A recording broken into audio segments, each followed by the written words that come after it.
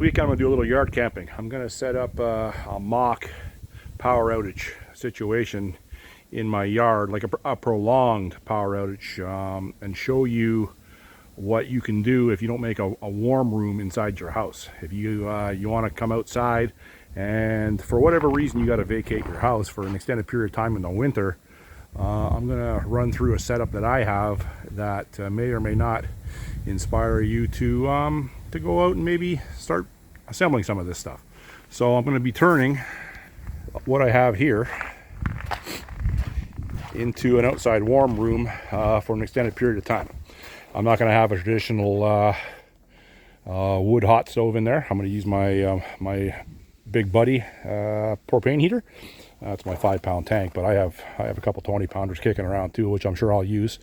And there's my tent, my large cot, my large it's a -15 bag, but that's max rating. But anyhow, I'll get into all this.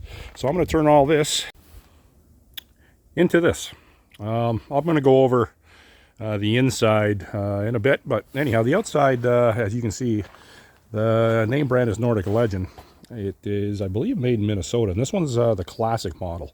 It's called the Classic. It's a 3 to 4 man. It doesn't have a stove jack on it. So I'm using, as you can tell by the propane, I'm using a propane heater. It's a Big Buddy heater. But once I get in the tent, I'll go over what I got set up in there, and we'll take from there. And as you can see, we got lots of snow in Toronto. Came in Wednesday night, and it finished Thursday morning. But yeah, so we'll go over the tent in just a second. Okay, so this is the inside of the tent, the way I currently have it set up. So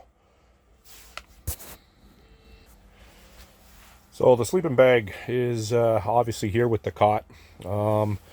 I have a wool blanket at the foot of the cot because in the event that the heat goes down throughout the night for whatever reason, I have a supplemental blanket to put on top. This bag is rated at -15. That's the maximum. So now this would be comfort rated, I don't know, around 6 or 7 degrees Celsius minus. Just a little camping pillow.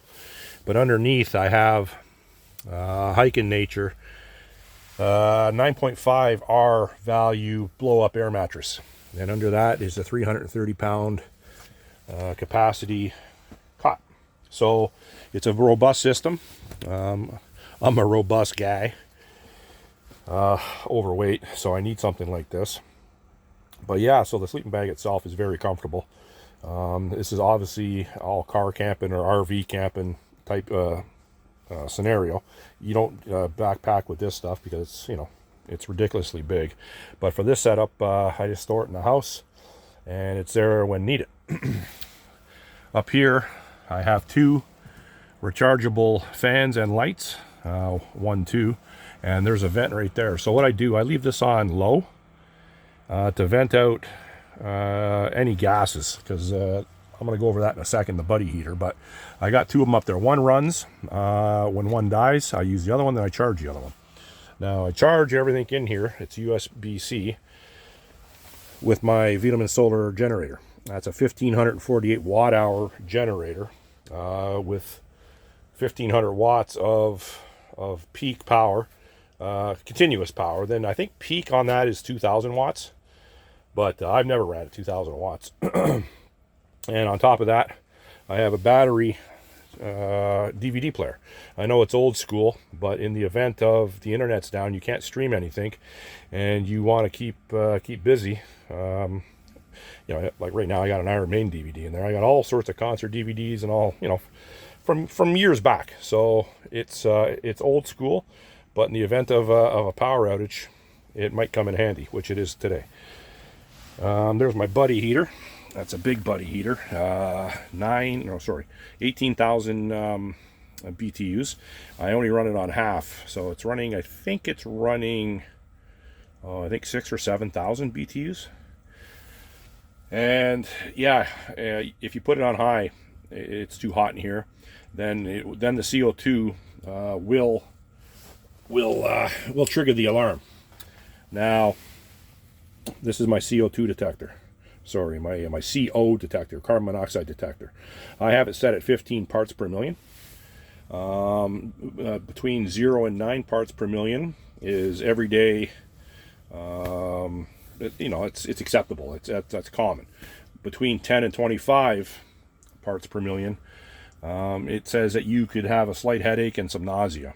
I find that when I leave it on just low here, for the first hour or so, yeah, it's a little groggy for me, but then after that, I acclimatize to it, and it hasn't been a problem, and I'm used to it. I've used it many times now, and I don't get headaches. So, yeah, I'm not one that is susceptible to headaches. So for me, I have no problem in here. For people that are easily get headaches, it could be a problem because it's a small area. But the actual unit itself is. It's got 2 safety features built in that I'm aware of. One is a tip or a moving safety feature where it'll automatically shut off, and the other is a low oxygen sensor where it'll shut off. So the likelihood of getting into any trouble in here is slim. But having said that, you want a CO detector. You want a carbon monoxide detector, and a good one, and that's the one I have, because you don't take any chances. You go to sleep and you don't wake up. This is my kitchen area here. Breakdown table, that's my biggest breakdown table. Got another small breakdown table. Another breakdown table there. I got some DVDs over here too. And I have a water jug. That water jug is 20 liters, 5 gallons. Now, I recommend for people to have as much fresh water as possible on hand in the event that the power does go out, because eventually, if your power's out for too long, your water is going to freeze in the house. So you have to shut the water off at the main source coming in from the city, the meter. It's somewhere in your basement, in Toronto anyways. And you got to drain your pipes, because if you don't, the pipes will freeze. And then you'll have a problem in your house with regards to water damage. Over there, I have a Keurig single cup coffee maker. I'm going to have some coffee in the morning, and that'll plug into my solar generator, one of these. So, yeah, so that's just like it's a luxury, right? And so now, if this thing runs dry, if I deplete the charge in this, I have a 220 watt solar panel, fold out solar panel. It's quite large, Wiedemann as well, in the house.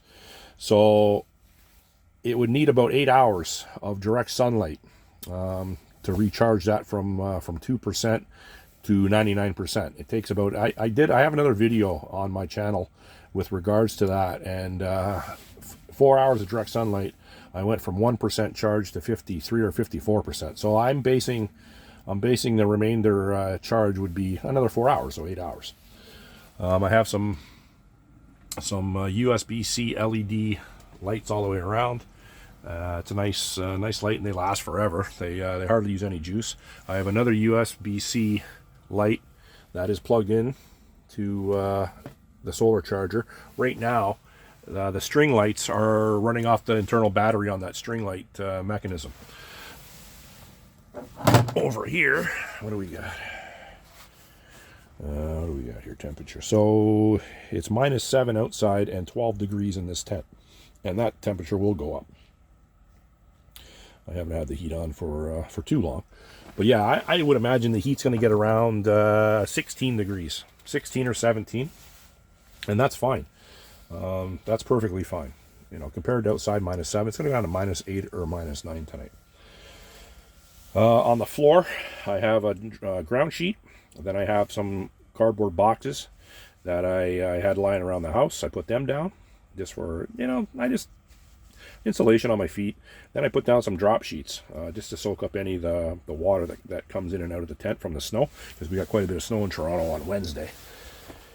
And yeah, so that's pretty much the setup inside the tent. And I have a little chair here, but this tent can also accommodate 2 people.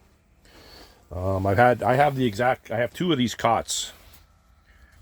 I have 2 of the exact same cots. So in the event, because I have used this with another person in it, and I had my brother in it last March up in Algonquin Park in Mew Lake, and it was -6 degrees, the coldest it got in March. And yeah, it's tight in here with 2 cots in here, so I couldn't have all these tables and everything in here. I did have I have two of these solar charged. I had the other one with us last year, and I had the buddy heater in, and there was no problem. You know, all the kitchen stuff I had outside, and that's fine too. And yeah, so if you have any questions with regards to this, let's leave it in the comment section, and with regards to any of the product that I have here, and I'll get back to you. That's the inside of the tent.